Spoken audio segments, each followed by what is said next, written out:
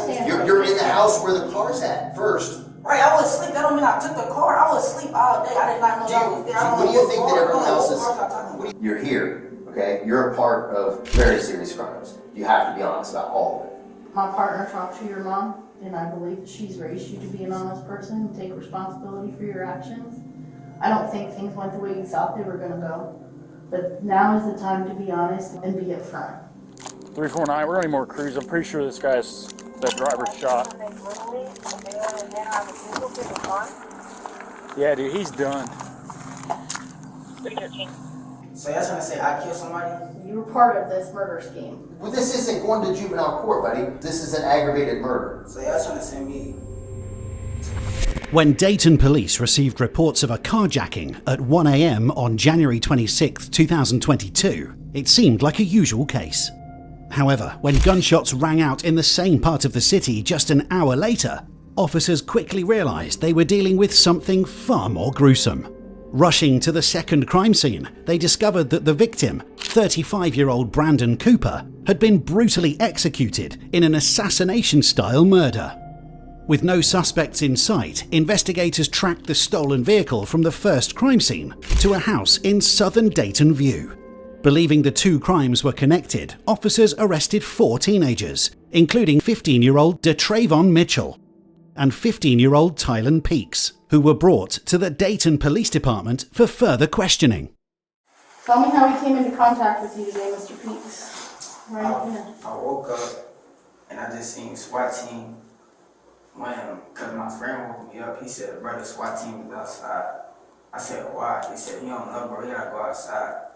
So that's when me and my friends went outside, and I just ended up here. Okay, well, let's back way up then, because obviously the day that you start with the SWAT team. What happened way before you woke up to the SWAT team? I was chilling. Where were you chilling at? 3:22 a.m. Who were you there to chill with? Me and Ray. And who? And Ray. But I just had pulled up, and then that's when I got sleepy, so I went to sleep. Detectives are faced with 2 crime scenes. The first, a carjacking on St. Agnes Road at around 1 a.m. The second, the murder of Brandon Cooper, took place just minutes away on Fergus Avenue. But strangely, it happened almost an hour later. While detectives know that the teenagers have to be involved in the carjacking, since the stolen vehicle was found in their garage, they were now trying to determine whether they also played a role in Cooper's murder. I'll be frank with you. I know you didn't go to sleep. That's not what happened. We expect you to be honest with us because we are honest with you. I did go to sleep. I'm not going to lie to you, so I prefer that you don't lie to me. When we ask you questions about what happened, know that we already know what happened. I'm seeing if you're going to be honest with me, and you haven't been so far. And we're right at the beginning, so that's kind of silly, right? Okay. So we know that you and Ron and Trey and Ray caught a Lyft earlier today. So I don't got no proof I caught no Lyft. I was at the house, I went to sleep. I ain't catching no Lyft. I don't even got Lyft money to catch Lyft. The plan's never to pay for it. The plan was to steal the car that's in the garage at the house where you were laying your head. Or where you say you were laying your head. How old are you? 15. 15. Okay. You wouldn't be the first 15-year-old to sit in that chair. No. And you wouldn't be the first 15-year-old to catch adult charges for this kind of thing, okay? What y'all gonna charge me for? We're going to charge you for 2 counts of aggravated robbery and a count of aggravated murder. This isn't the first Lyft you guys have done. You've probably done 10 of them, okay?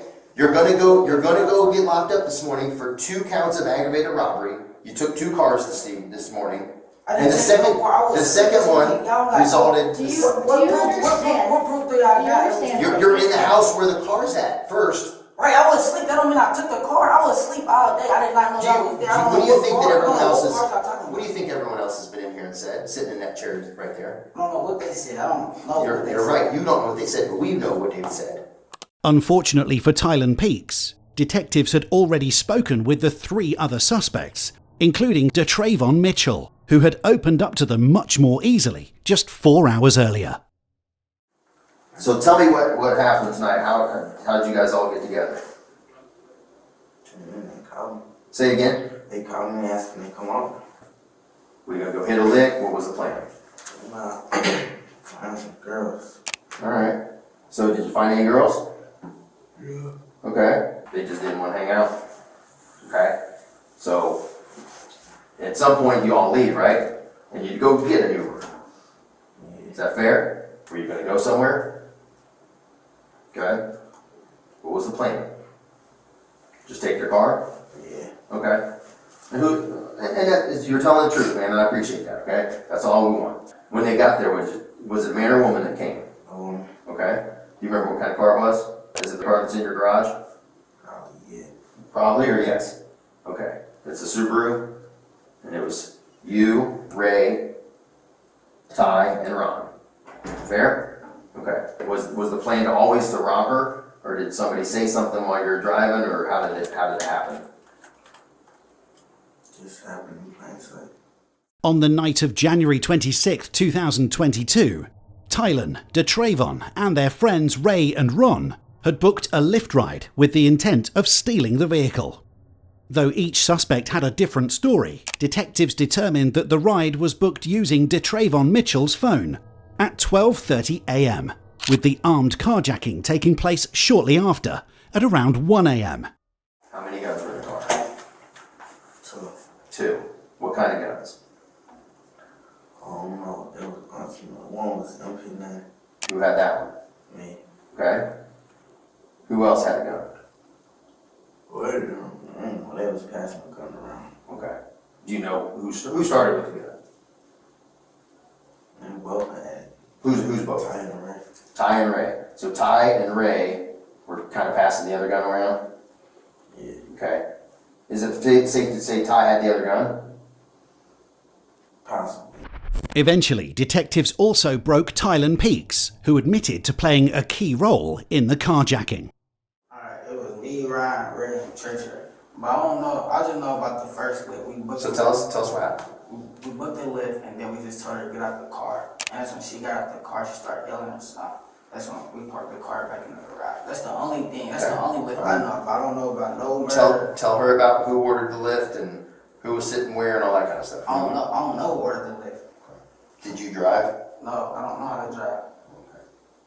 Who drove? I don't know. Come on, man. You can't do this, Tylen. This doesn't work, man. Who got in the driver's seat? Ty, I think. Who drove the car? Ty. Okay. While detectives now had enough evidence to believe that DeTravon and Tylen were primarily responsible for the first carjacking, they still faced a much bigger challenge: solving the second crime, as they had a murder victim on their hands. This task, however, would prove itself to be much more difficult than anticipated. I don't know what Do you feel bad about what happened? I just told you, ag robbery, ag murder. You know exactly Who did I what murder? Who here. did I murder? His name was Brandon. I don't know who Brandon is. You don't have to know somebody to kill somebody, believe it or not. So y'all trying to say I killed somebody? You were part of this murder scheme. Look at all these pages. You're not number one, bro. Okay? Can you read? You can't read them out? No, I'm not gonna read anything. I don't tell you what I know. You tell me what you did, and that's how this works. I would bet every penny I've ever made in my life that DeTravon, Ty, Ray, and Ron went back out to hit another lick, because that one was fun and that one worked, and then the second one went sideways. Okay, so that's where we're at. You're here. You did grown-up stuff, and that's where we're at. We got us a car, let's go get another one. Right? Okay, so tell me about that.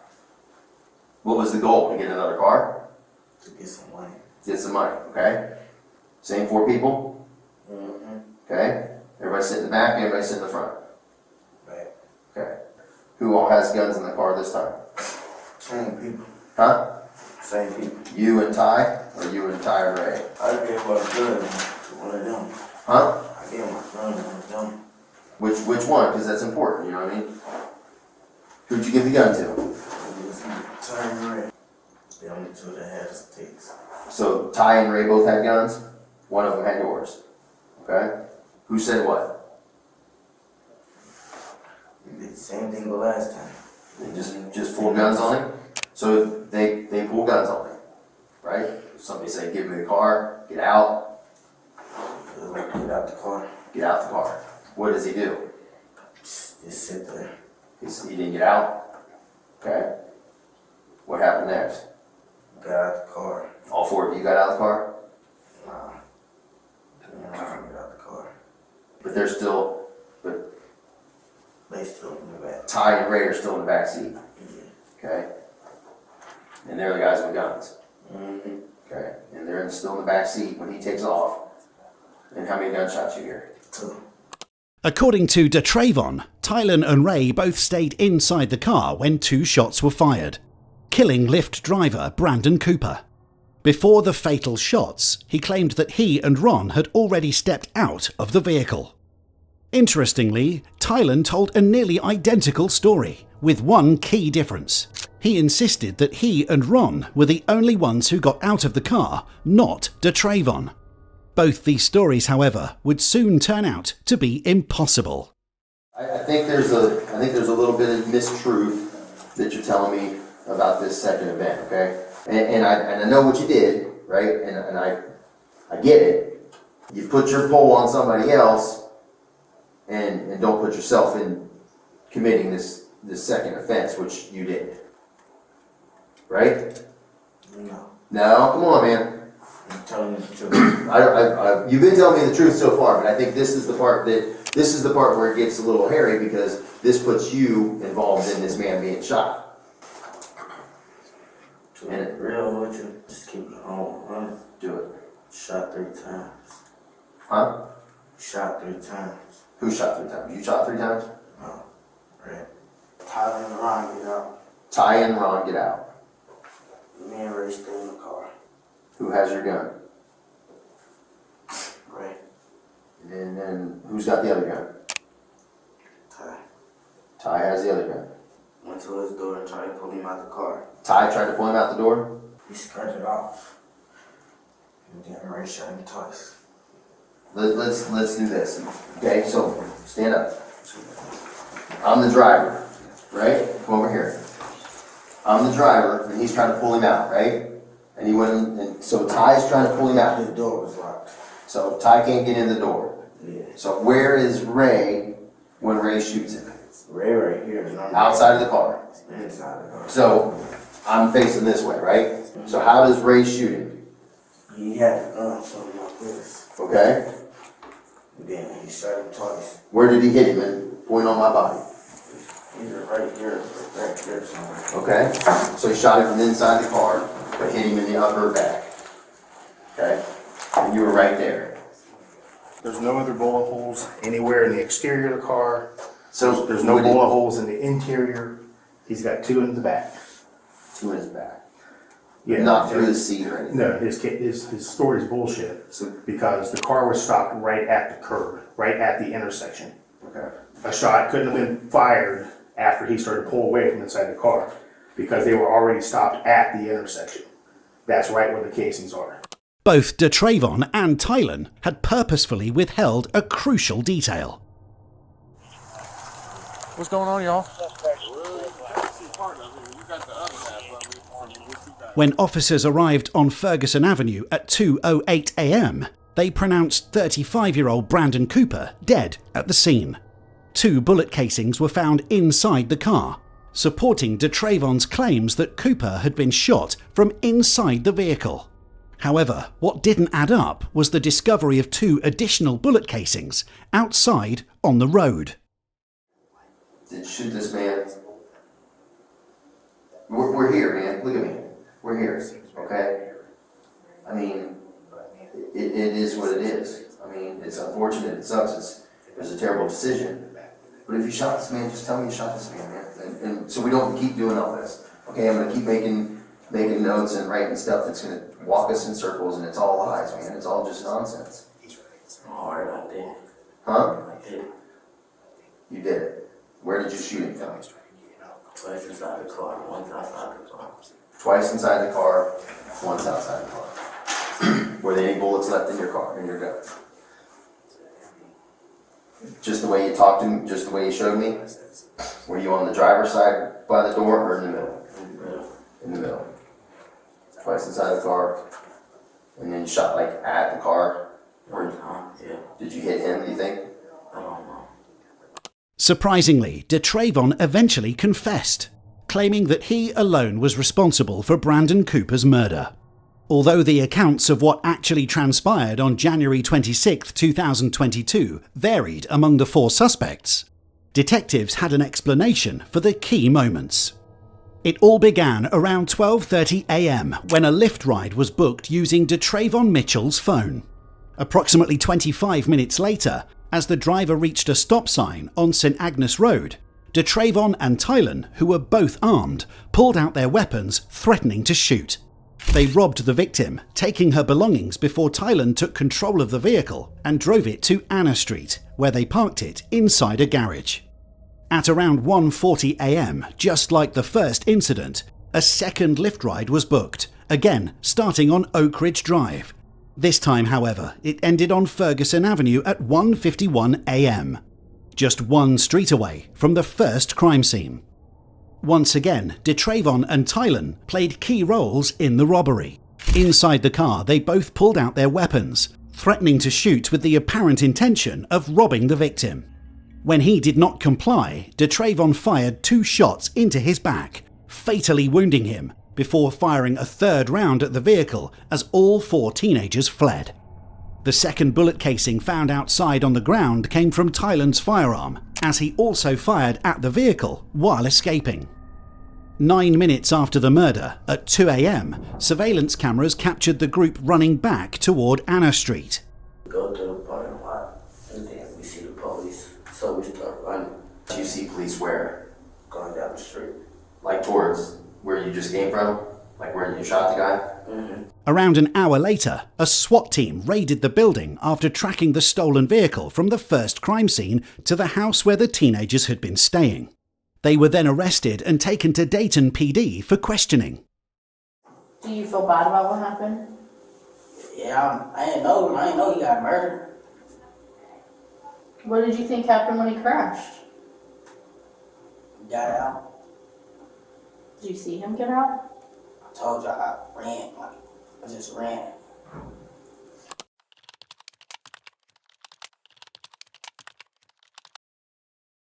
New here at 5, 2 17-year-olds are headed to prison for murdering a Lyft driver.